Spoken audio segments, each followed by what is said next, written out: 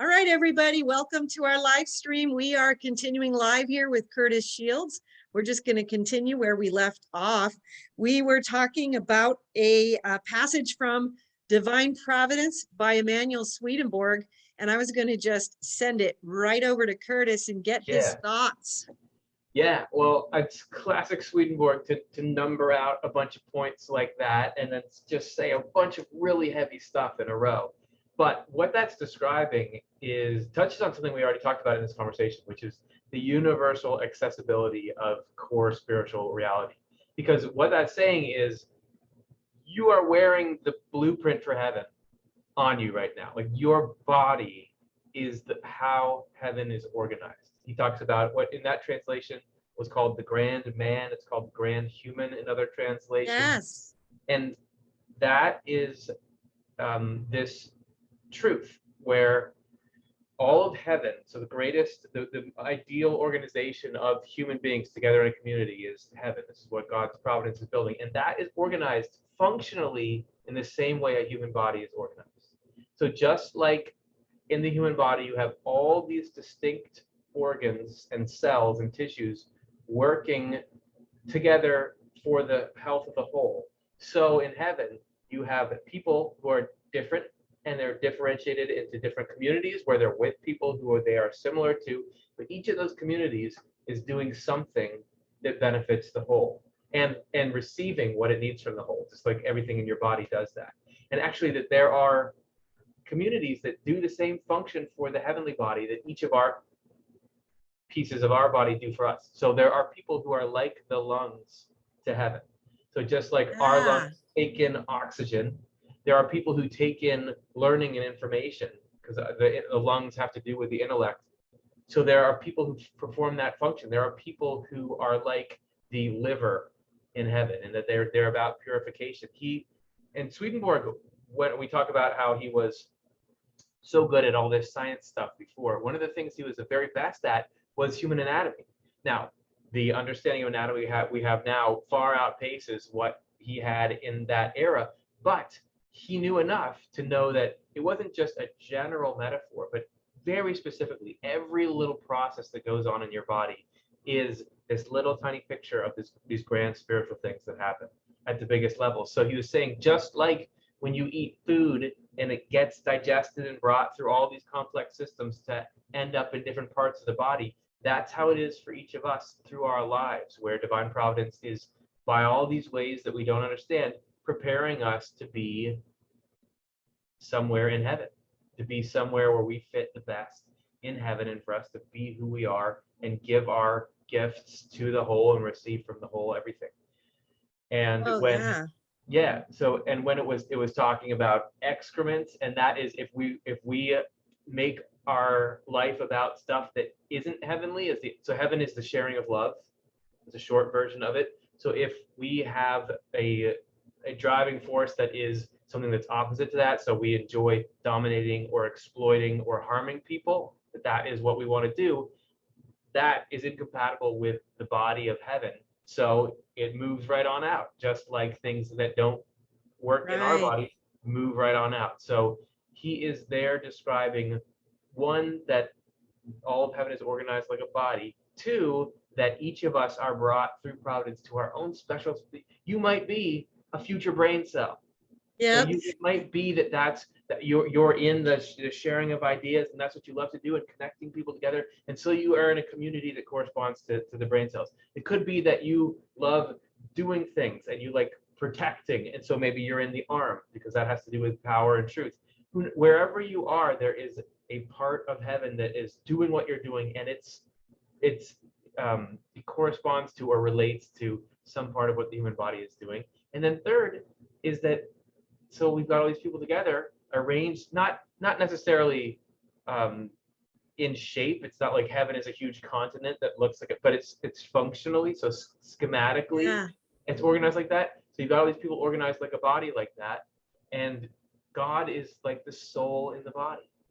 So just like we each have a soul that is directing, so our consciousness, according to Swedenborg, is spiritual. So I'm wanting to talk to you and I'm thinking about talking. So that's why my body is obliging with its vocal cords and everything. Heaven is a bunch of people who want God's will to happen. So at what God wants, they act out. So it's like God is the soul, we are all the body. So in that way, we are even more each a little picture of the grandest reality. So that's what he's getting at with those 7 points. Oh, I love the way you put that. And that's so true. And one of the things that a lot of our viewers often bring forward is, they not feeling useful, which actually will bring us to my what I want to share from Divine Love and Wisdom. But, so many people don't realize how important every one of us are. They think that we have these inferior purposes, or, something is greater or lesser. And it's so important to realize these, this great harmony of existence, and how each part of it is so necessary for all of it to function. That's why the body is such a great picture of that, because it is this truth that we have this longing to feel useful. Yeah. And actually Swedenborg's description of reality honors that and says, of course you want to feel useful, because that is the human destiny, is to be useful. And you might think, oh, well, other people are better than me. The body is this proof that nothing is better than anything. You might think, well, the brain is the best part of the body because it does all the things. How's your brain going to do if you don't have a heart? And if you don't have oxygen? If you don't have if you don't have lungs, how's your brain doing? How's your brain going to do if you don't have a skull? Yes. How's your brain going to do if you don't have hands? Because it can think stuff, but and also, if you have something that's not working in your body, like let's say my foot hurts, that doesn't matter that everything else is going well.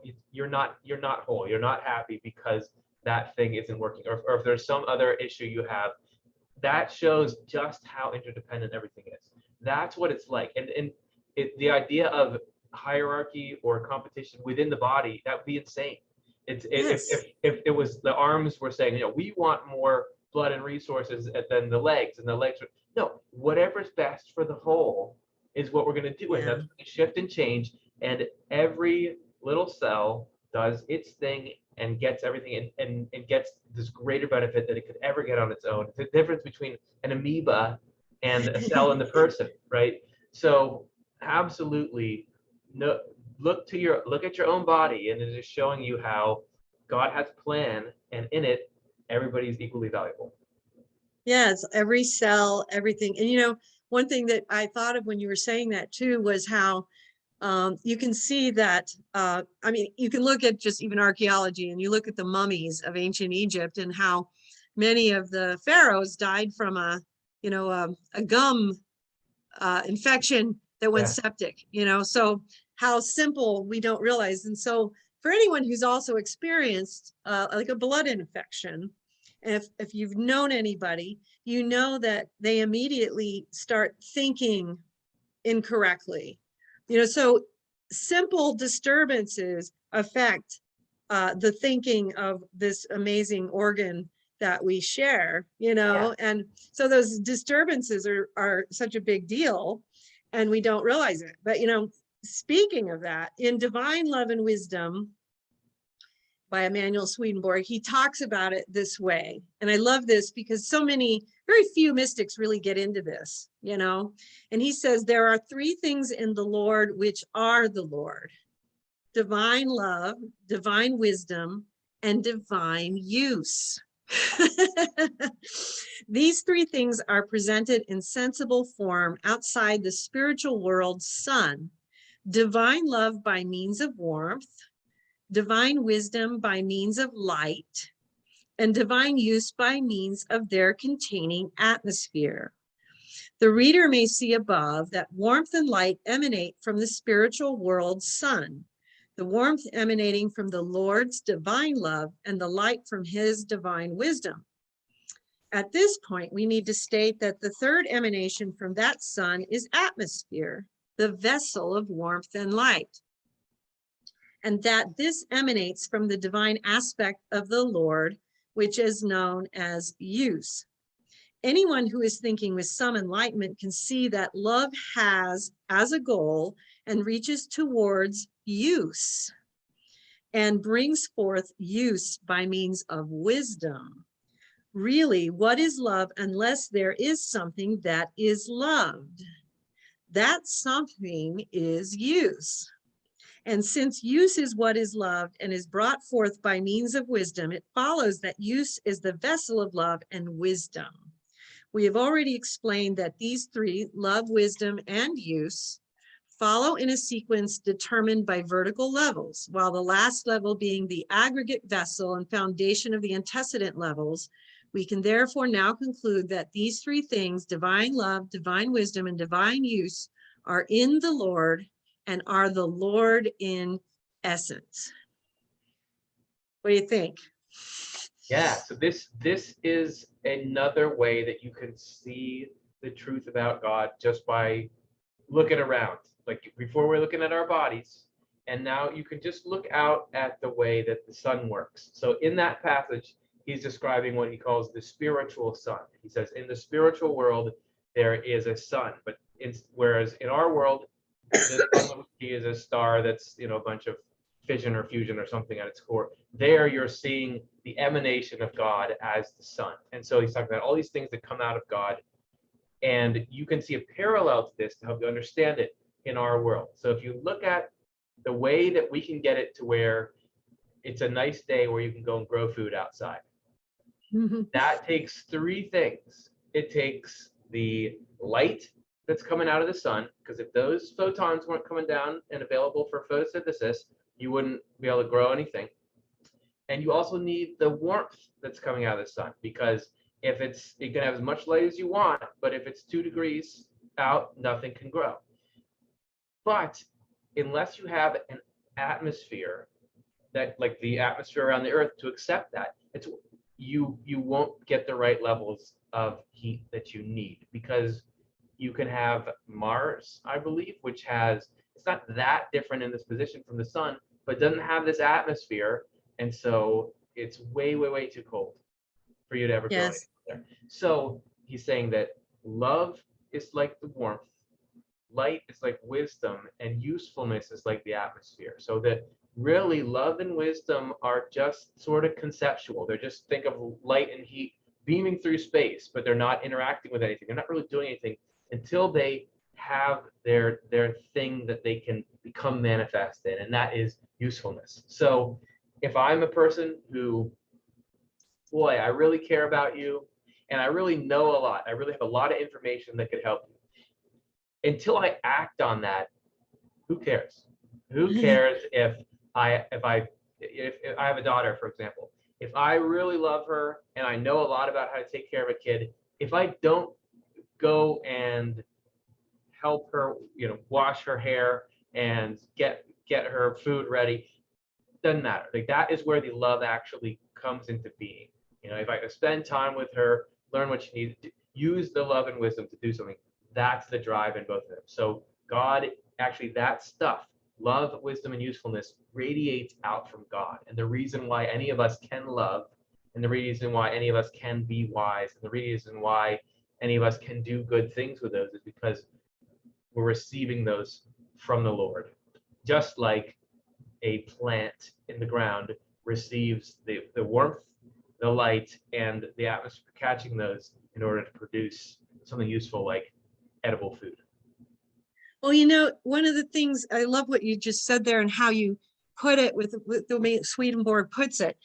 And one of the things that Swedenborg also talks about is that is so similar to my own experiences that I try to convey to people, that is often something that is, not as, popular in today's world, you know, where it's all about the self, and, you know, we're self-generating everything, is the idea that love and wisdom is something that we have to receive from God. We want to believe that we can generate it, or we are generating it in and of ourselves. And what Swedenborg talks about and says is that God himself is that love and wisdom.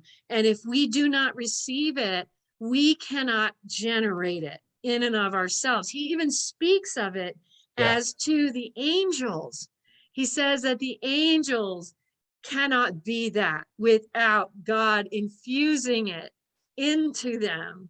And it's this, ironically, the pride that we talked about that Emanuel Swedenborg himself was trying to overcome, and all of us have to overcome, is recognizing that it is God who is these aspects. And even in that passage we read earlier from Divine Providence, he's talking about how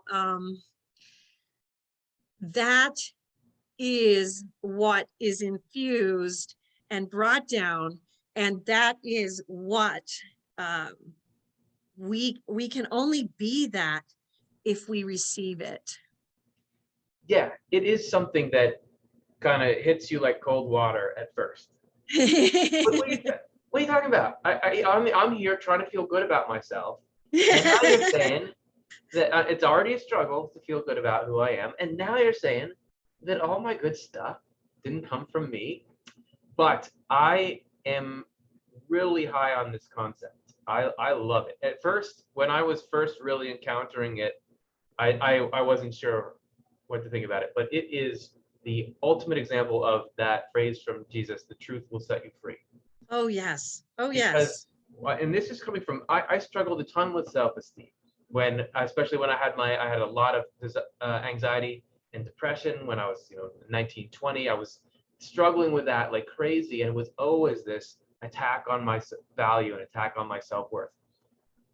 When you have this concept that actually everything, even the things that you think, all the wisdom you have, all the love that you feel, that actually comes from God, it makes you invincible to the negative critic in yourself. Because before, where the critic can thrive is this belief that there's all these different people and they all have a bit of their own value, and whose value is greater or less, just like we were talking about before. But when you understand that nobody, so who's better than you are? Nobody. Nobody's better than anybody, because all of us, without God, would be completely inert. Exactly. Just like a Amen. bunch of seeds in the soil of Mars, just sitting there, like completely inert. But it doesn't mean that plants aren't amazing and beautiful, and that doesn't mean that they don't have their own value. It's just about the process from which it comes. And this solves that problem of saying, well, there's all these different people in the grand human of heaven. Who's really better than who? God is good. God is the one that have any ability is divine. That is divinity itself. We are given that by God, and it's much cooler. It's much better than I've got my own little life that somehow I generated. I don't know how I did it, but I did it. Here I am. To instead, somebody loves you. That God is loving you and is giving you everything. We're not of consequence. The entire universe exists to try to get us into this state of heaven. We are the purpose of existence. It's not that we're not of consequence, and it's not that there's nothing to us. There are billions and billions of people, and will be forever, and it's absolutely impossible for two people to ever be the same. Swedenborg says that angels actually shuddered at the idea of two people being the same, of just suggesting that. So there's enough complexity to it. We are very much something, and but we are also completely dependent. And that is exactly what a cell in the body is. Take a cell out of the body, go put it in a petri dish. Like it will die. It can't do what it wants to do. And there's not shame in that. Because if you weren't dependent on the whole, you're not really in a community. And the relationship that emerges, like the mutuality, the closeness we have to God, seeing that we actually even get our life itself from God, that is deeply satisfying, awesome, that you will feel more love in that and more value and more self-worth. Well, it takes a lot of the pressure off too, because people are always so, well, what am I called to do? What is my destiny? What is my purpose? And when you realize that it all comes and we are filled by it, whatever that may be, it takes so much pressure off because, oh, well, it will naturally come of itself if we surrender to what God infills into us. It simplifies the whole process. And the thing too, I think in the modern world, people want to say, well, as long as I'm a good person, it doesn't matter if I believe in God or don't believe in God.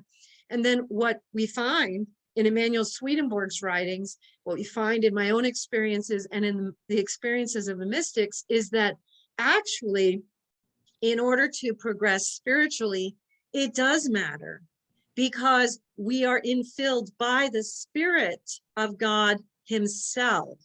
And so there is this essential reality that we do have to grasp in order to progress spiritually. Yeah, there's a fundamental subconscious or conscious competition that you feel with everyone, or antagonism that you feel with everyone, or just I'm superior to certain people that you can't escape if you don't have this idea that it's actually God who is the source of everything good, because it just seems to be the truth that look, I'm better than you at this, or you've had a moral failing or I haven't had one. There is the starting point of true love for your neighbor is a belief that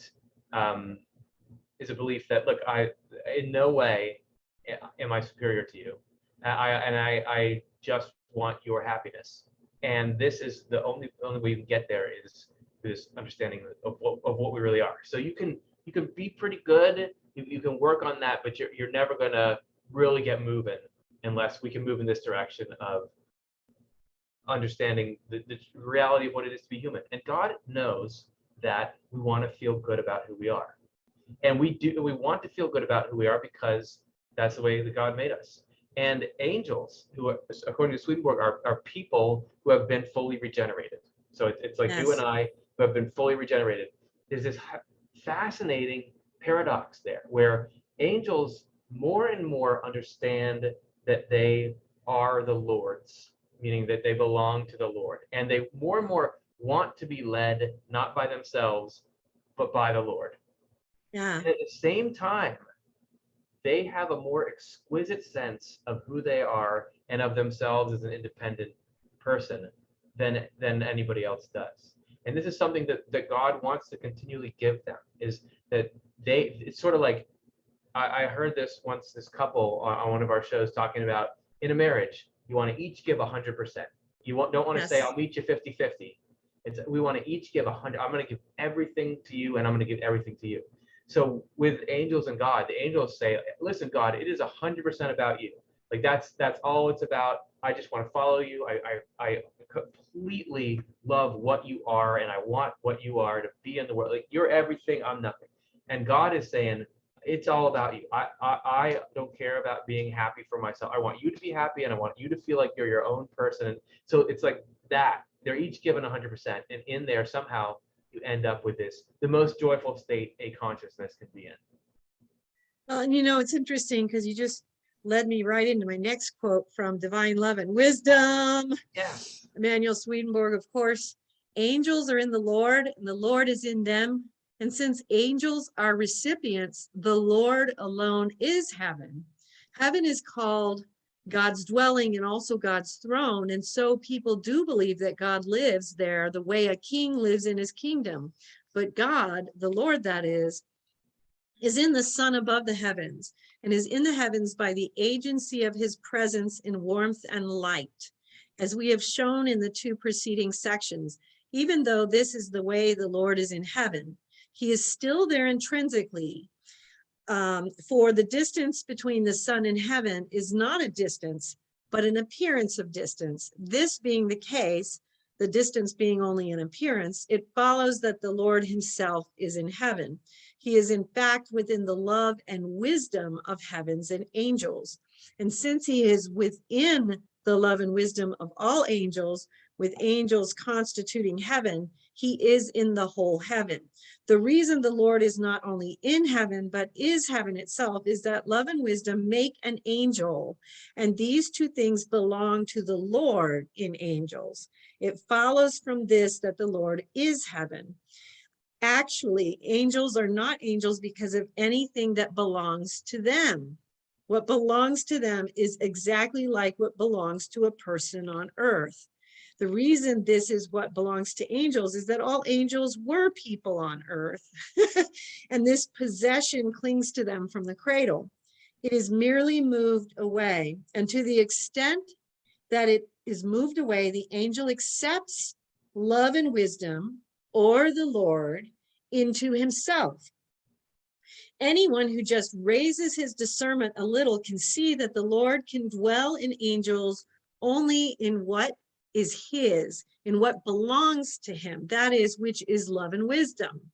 It is absolutely impossible for him to dwell in what belongs to angels or anything which might be evil.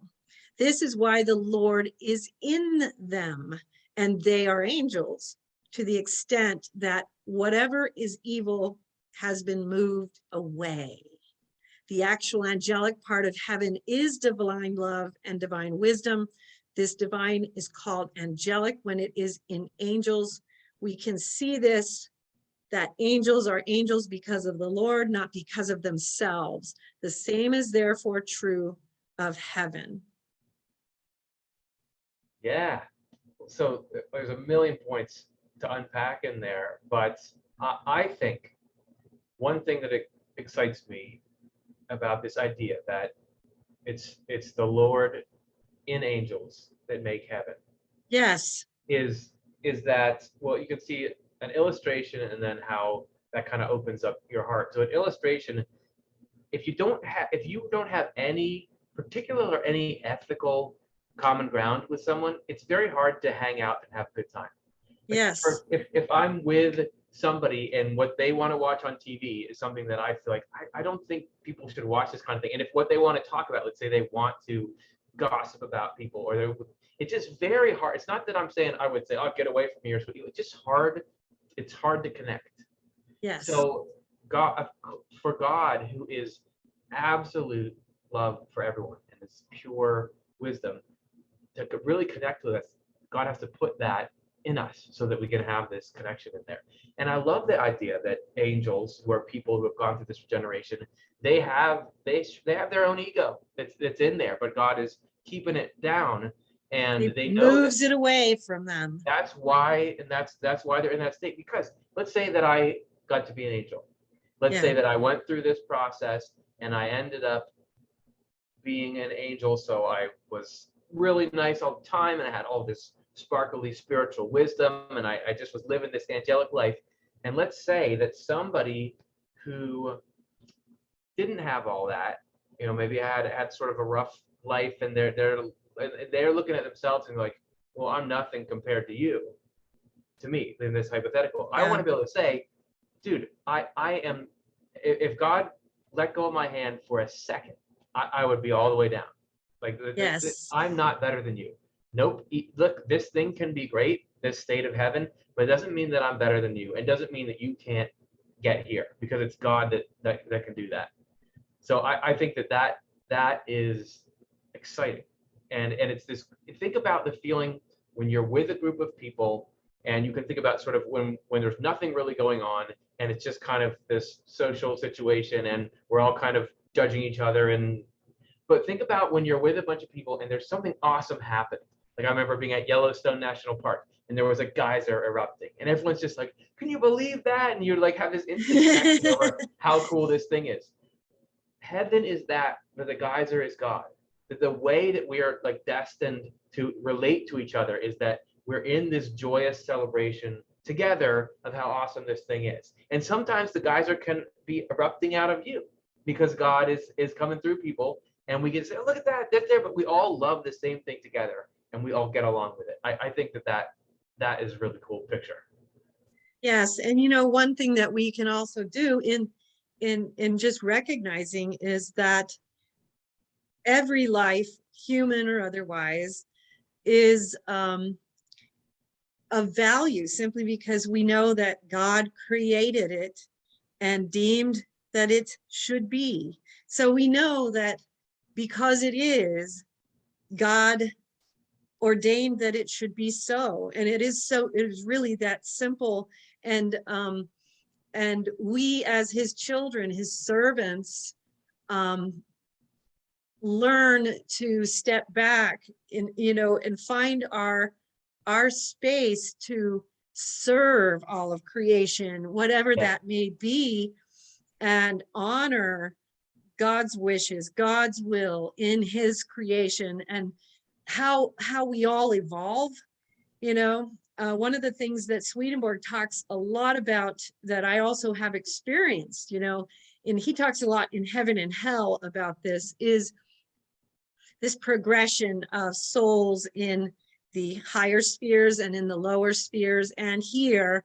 And we see this and we experience it ourselves, and we also participate in it. And part of the way we learn to participate in it is realizing that we all receive help from angels, guides, and other people who are further along than we are. And we are also asked to do the same for those who need help, who are maybe struggling at a place lower than we might be at any given moment. And that is how creation gives back to creation, and how we participate in doing that. And we are just simply called to love one another as God has loved us, by literally breathing life into us and deeming it so. And so here we are running out of time. Right. But this has been so fantastic. I'd love to see, if you have any other thoughts you'd like to add before we close out this fantastic time together. Yeah, I'll end with this. We think of God as this big thing, and it's really complex or grandiose, but ultimately God is love, and it's self-evident when you encounter it. You said care for all creatures. If you had to boil down God, God would be, I don't want anyone to be sad. I don't want anything to suffer. I want everyone, everything to be happy. And you can feel that in any given moment. If you, human, animal, whatever, if something hurts its leg, you want to go and make sure it doesn't have to walk on that. You want to find a way to help it. That is the urge that God is. And you know what it feels like when somebody expresses love to you. It takes your breath away when it's just right. Yes. So that's what we're Yes. talking about. That when we talk about let God live in you and look to God, and God wants us to regard all life as sacred, like you're saying. The real experience of it is something just really graspable and really elegant and really beautiful. It's self-evidently, once you can see it, of course, this is what life is about, and all this honoring God stuff is about putting that in the center and listening to that voice. Absolutely. And I'd like to encourage everyone at my channel to check out Curtis's channel, Off the Left Eye, and tell us where people can find you on your channel and the Swedenborg Foundation. Sure. YouTube.com/offtheLeftEye. That's a reference to one of Swedenborg's spiritual experiences. That's a great place. We have 1,000 videos on there. That's not like, I'm not exaggerating. We really do have 1,000 videos on there. And then if you go to Swedenborg.com, all the books that Marilynn was talking about, we have those available as free PDF downloads, or you can buy them in print if you want. But we want to, again, alleviate any kind of spiritual poverty by making this available to everyone. So Swedenborg.com is exciting. I didn't know they were available for free now. That is PDF, so fantastic. All the New Century Edition translations that we have in electronic format get free PDF. One of the kinds of ebooks is free. The other one is $1 because you have to have it be $1 to have it register on their stores or whatever. So we have those. The print books cost something just because it costs money to print them. Right, I understand that for sure. But it's for sure. Go there. You can download any of these new things. Secrets of Heaven, Volume 3, new translation is like just come out, or will come out in the next few days. So check that out as well. That's awesome. Thank you so much, Curtis, for joining me. This has been great. And everybody, again, subscribe to the channel. Consider becoming a member. Click the join button up there and check out your options. Thanks for joining us today. This has been really special to have you with me on my live stream this month. And we will see you all next time.